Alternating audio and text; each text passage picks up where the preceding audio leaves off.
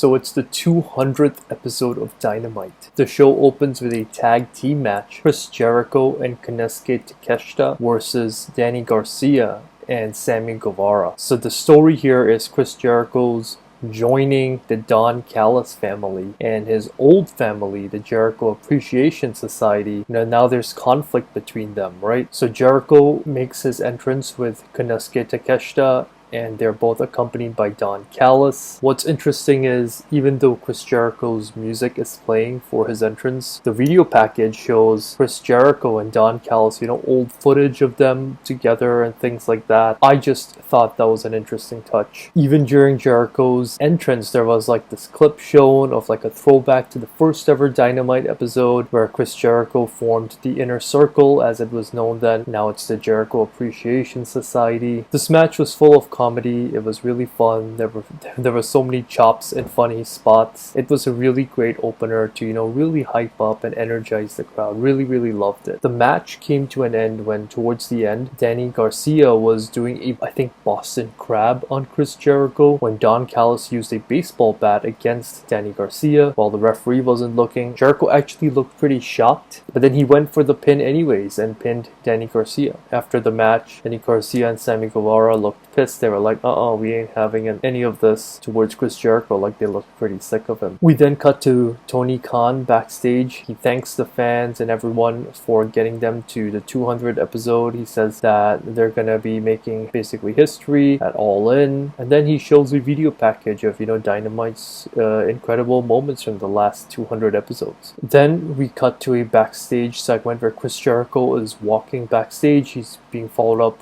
by Renee Paquette. She's asking for a word, an interview. Then Jericho's interrupted by one of his JAS people who says next week they're going to do a mandatory Jericho Appreciation Society meeting. Tony Schiavone then introduces Jack Perry, who comes to the ring with his FTW title. This was a segment where he was supposed to come face to face with Jerry Lynn. Perry's in the ring. Jerry Lynn does come out, but he stays on the stage and he says that he is not medically cleared to go and fight with Jack Perry, but he knows someone who is. And then Rob Van Dam makes his AEW debut. Van Dam comes to the ring and Perry leaves. He's like, he wants nothing to do with this. Van Dam came out to a huge pop. The crowd was really into it, and while Van Dam's celebrating in the ring after Perry cowardly left, Perry actually came back in with a steel chair and was going to attack RVD, but RVD was able to get the better of him, and Perry ran out once again like a coward, jumped into the crowd, hid within the audience, and eventually left. So yeah, huge surprise to see Rob Van Dam in AEW. This is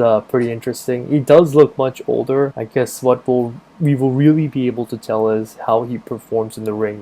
Then we'd know if he still got it. We then get a triple threat match, a triple threat anything goes match. Trent Beretta versus Penta El Zero Miedo versus Jon Moxley. I really like Jon Moxley's entrance from the crowd and all that, as usual, very cool. This time the camera followed him while he was still behind, like some backstage area before he came out through the crowd. This was a pretty violent match. A lot of weapons at ringside. A lot of weapons like tables, a barbed wire 2x4, thumbtacks were all used. One spot in the match is Trent Beretta got a pile driver hit on him onto a 2x4 with a barbed wire, and this was done by Jon Moxley. He then started bleeding. He then later also suplexed Jon Moxley off the top rope outside the ring onto two tables. That was pretty hardcore. Pretty much everybody got tacks on them. Moxley even pile drivered Penta onto the tacks at one point. The match finally ended when Jon Moxley hit a DDT on Penta on the tack. Then Trent Beretta came and hit a knee strike on Moxley and then stole his pin and pinned Penta. So Trent Beretta won this match. After the match, Moxley came in and attacked him, hit the sleeper hold on him. The BCC then came out through the crowd. They were going to get involved to assist Moxley in beating down Beretta. But then Chuck Taylor and Orange Cassidy came in and brawled with them. Then all 6 men eventually started brawling, and Trent Beretta, Chuck Taylor, and Orange Cassidy were standing tall in the ring while the BCC retreated. And then Chuck Taylor got on the mic and said, "Hey, I challenge you two, Wheeler Yuta and Claudio Constagnoli, to a parking lot fight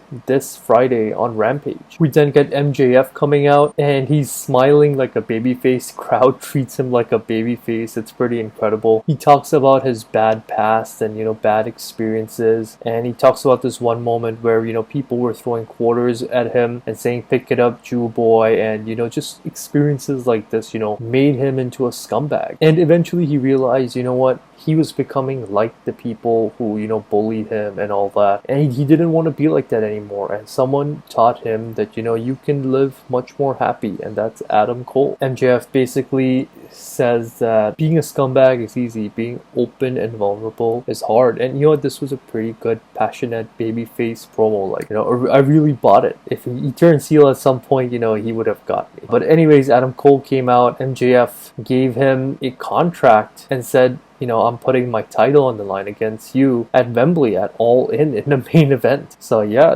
and then after that, they both hugged. It was a pretty cool babyface MJF fantasy world, I guess, we're living in. We then get a 6-man tag. It's the Elite, Kenny Omega, the Young Bucks versus basically Team TNA, Jeff Jarrett, Jay Lethal, Satnam Singh. They're accompanied by Karen Jarrett and Sanjay Dutt. Probably the coolest point in this match was when Kenny Omega tried to attempt a one-winged angel on Satnam Singh, but Sanjay Dutt interfered and stopped that. It was also funny when Kenny Omega's manager, I don't really know his name, sprayed Karen Jarrett in the face as well. Eventually the Hardys came out and attacked Sanjay Dutt as well. Looks like they have some unfinished business there. And finally, the Young Bucks win when Jeff Jarrett was about to, cheat and use a guitar on Kenny Omega, but Adam Page came out, hit a buckshot lariat, and hit a buckshot lariat on Jarrett, and then, eventually Kenny Omega hit the one-winged angel on Jay Lethal and pinned him, and then the Elite celebrate after the match. We then get a backstage segment for Swerve Strickland, Prince Nana, and AR Fox, show a clip of them going to Nick Wayne's house, basically, and attacking him, while he's running, an wrestling academy in his garage, and they attack him pretty violently, leave him bleeding, break glass, and looks like they're building a feud between them versus Nick Wayne and Darby Allin. Yeah, pretty hardcore and violent there. In the penultimate match of the night, Aussie Open defended their ROH World Tag Team titles against El Hijo del Vikingo and Commander. Really interesting match in terms of the spots, just really impressive, especially with the two luchadors using the ring ropes. But finally Aussie Open win after using a deadly combination of tag team maneuvers, and they pinned Commander. In the main event, it was for the AEW Women's World Title. Toni Storm, accompanied by the Outcasts, defended it against Hikaru Shida. Towards the end of the match, Saraya actually slid in the kendo stick into the ring. Shida actually picked it up and she was going to use it on Toni Storm. She was pretty much in a rage. Toni Storm was like, yeah, come on, hit me. She wanted to get disqualified so she could keep the title. Referee's like, no, don't use it. Shida, fortunately, cooler heads prevailed. She then hit Saraya and Ruby Soho with it. Referee then took the stick and tried to keep it out of the ring, and while he was distracted, Toni Storm sprayed Shida and then hit her finishing move. I think it's called the Storm Zero. It's basically a pile driver. And Shida actually kicked out. Toni Storm was really surprised, so she went for another pile driver. Shida reversed it, threw Toni Storm over, but she reversed it into a sunset flip, but Shida reversed it again and was able to sit on top of Storm and hook her legs to pin her 1, 2, 3 and win the AEW Women's World Title. So yeah, pretty good feel-good moment here. Hikaru Shida beat the heel, Toni Storm, and won the AEW Women's World Title on the 200th episode of Dynamite. So there you go, 200 episodes of AEW Dynamite. Wow, can't believe it's been this long. AEW has come really far. They are a pretty well run company, let's be honest, and pretty cool to see that they've grown this much. That this is good for wrestling.